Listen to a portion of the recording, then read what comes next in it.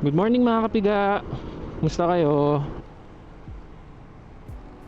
So nababalita naman natin ngayon, yung grabing pagtaas ng presyo ng gasolina gawa ng mga pangyayari sa mundo. Kaya naman naisipan ko, ba't di ako gumawa ng video tungkol dito, di ba?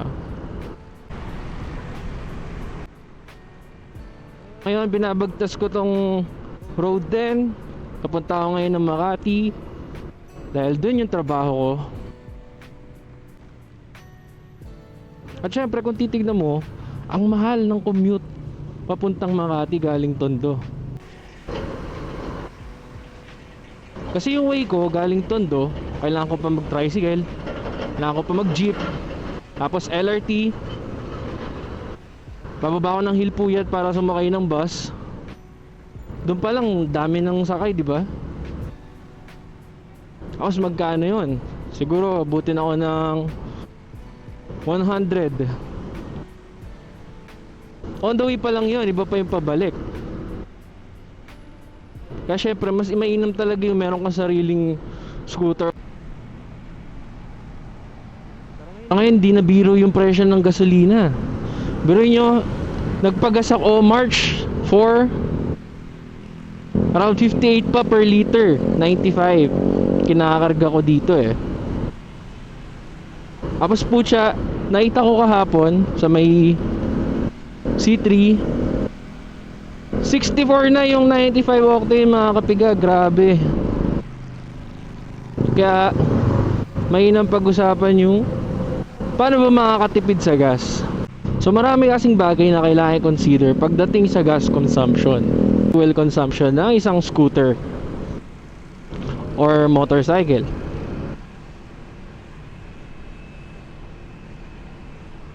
Number one mo titignan dyan, syempre, yung engine displacement.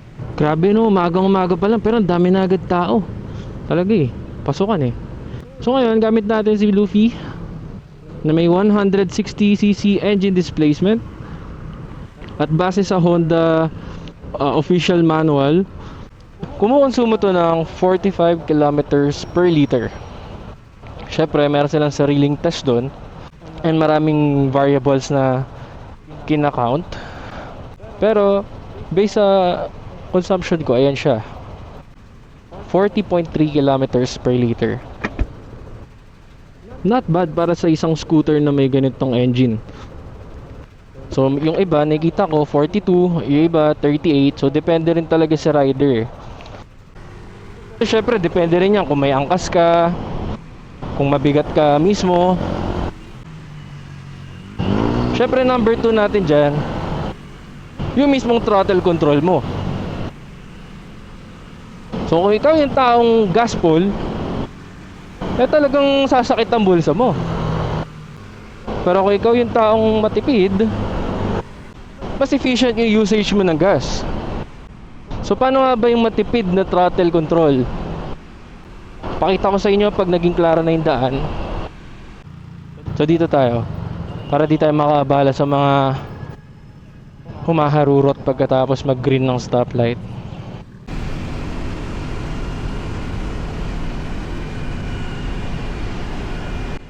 Ayan. So ganito lang mga kapiga. So let's say dito tayo sa right lane para medyo mabagal tayo.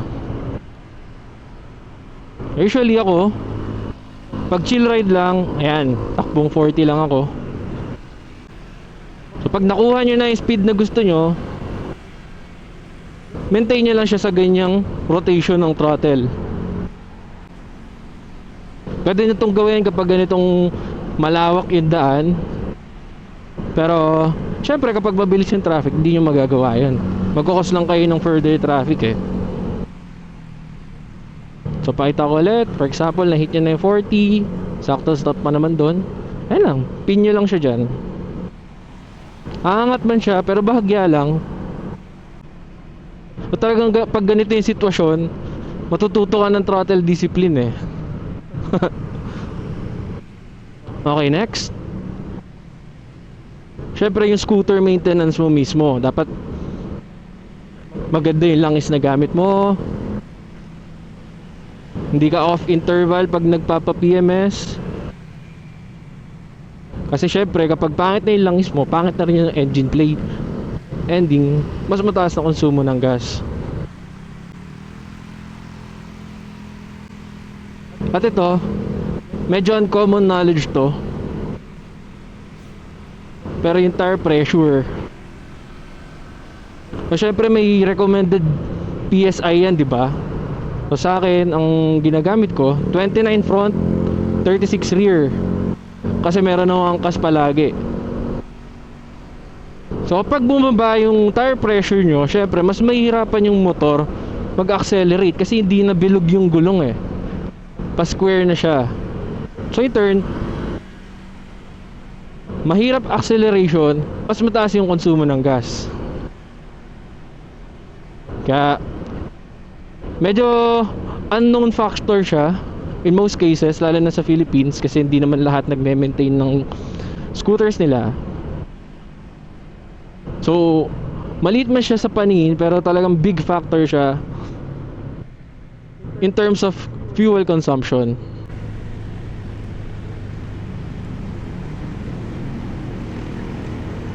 Ayan, meron palang Shell dito. Tignan natin kung magkano na yung premium nila.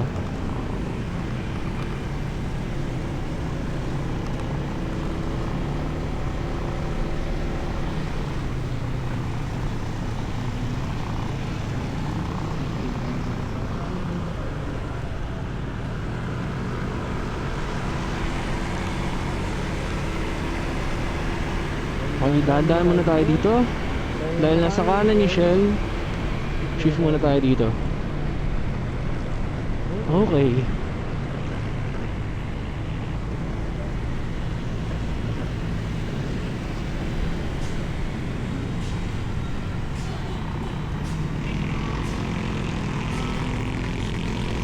Simplihan lang natin. Grabe.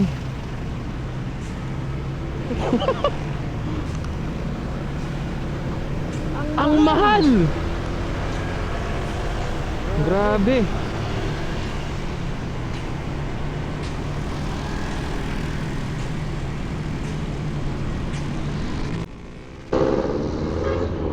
Actually nagbagas na ako sa reserve ko, kasi meron kaming jerrycan sa bahay, 5 liters yon, and nakuha ko siya around 790 yung presyo ng jerrycan na yon. So 5 times 58, sabihin na natin 290. Oops, walang portal. Mali.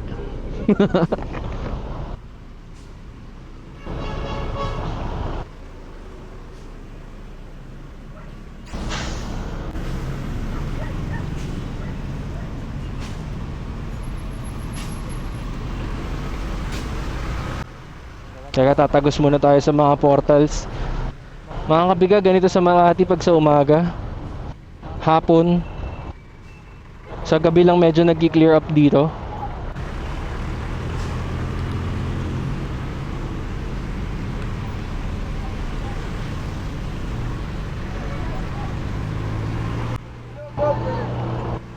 At syempre ang last sa ating usapan ngayon ay yung setting. Syempre sa city setting, asahan mo ng mataas talaga ang konsumo mo kasi nga stop and go. As compared kapag highway speeds, na constant yung speed mo most of the time, mas efficient yun compared sa ganitong stop and go, stop and go.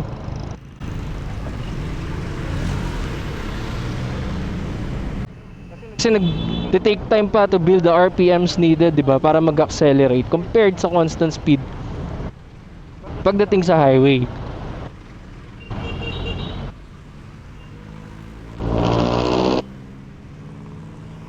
Oh, ano ba to? Anong nangyayari? Okay. Woo! Ba, maga pa lang medyo stress ka na ng konti, pero sanay na tayo dyan. Actually may Petron dun eh. Silipin natin kung magkano. Ah, okay. Okay pa rin naman pala yung presyo dito. XCS 58. Pwede na.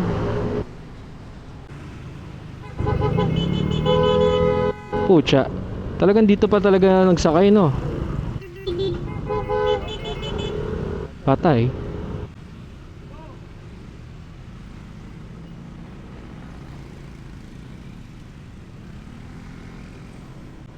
Umaga pa. Huwag muna tayo magalit. Marami pang trabaho ahead.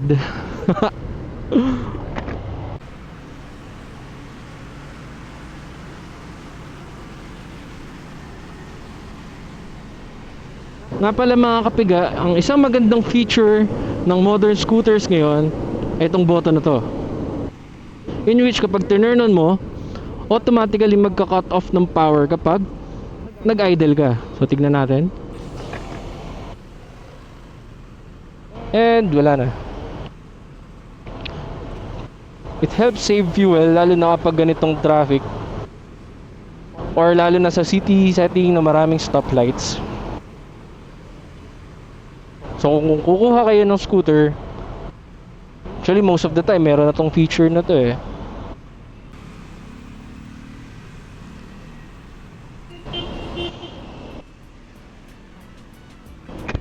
So ayun lang naman mga kapiga, malapit na ako sa work ko. Kailangan ko nang putulin yung video dito, pero sana may natutunan kayo kahit majority dito ay basic common knowledge na. Pero sana kahit pa paano nakatulong yung insights ko.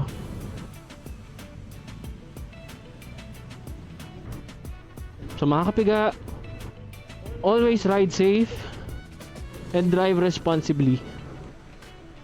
RC07 out.